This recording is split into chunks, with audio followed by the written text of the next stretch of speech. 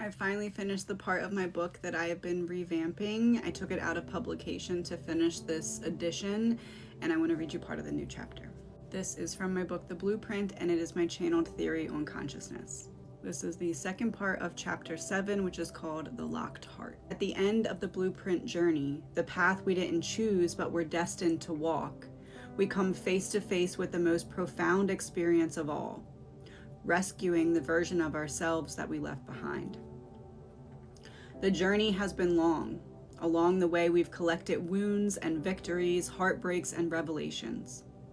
We've followed the threads of our lives, each one leading us deeper into the labyrinth of our soul, where all the truths that we have avoided reside. And now, at the end of this intricate weaving, we arrive at the moment of truth. We stand before the child we once were. They are not a stranger, they are us.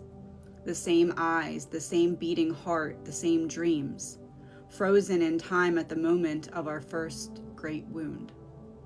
They've been waiting all these years, carrying the pain we didn't understand, holding the questions that we couldn't answer. Why wasn't I enough? Why did love leave? Why did they hurt me? At the time, we couldn't offer them solace. We didn't have the words, the wisdom, or the capacity to hold what felt like the unbearable weight of being human. So we locked that part of us away, thinking it was the only way to survive. But now, after all that we've lived through, we return. Not as the same person, but as someone who knows the landscape of pain and healing.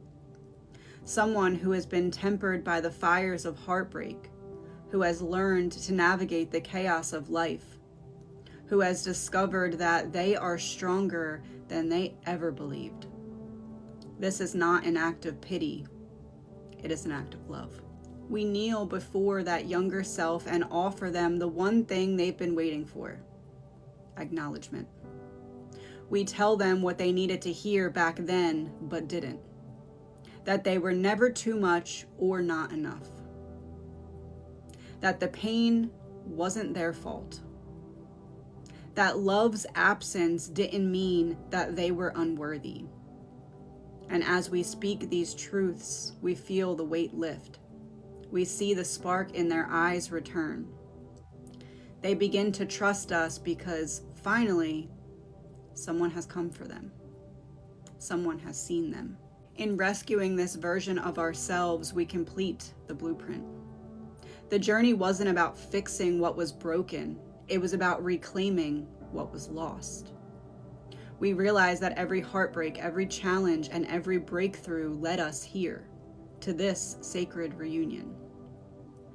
And when we embrace that child, we embrace ourselves fully. We no longer divide our soul into past and present. We become whole. The parts of us we thought were unworthy are reintegrated. The wounds we thought defined us become chapters in our story and not the entire book.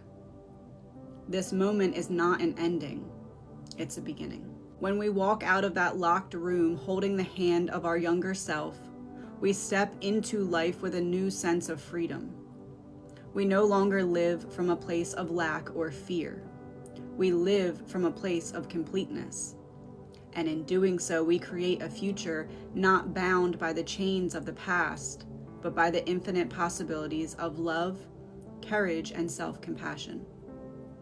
The blueprint of our life was never meant to be perfect. It was meant to lead us back to ourselves. And now that we've arrived, we can finally live fully, knowing that we are no longer waiting to be rescued. We have become our own guide home.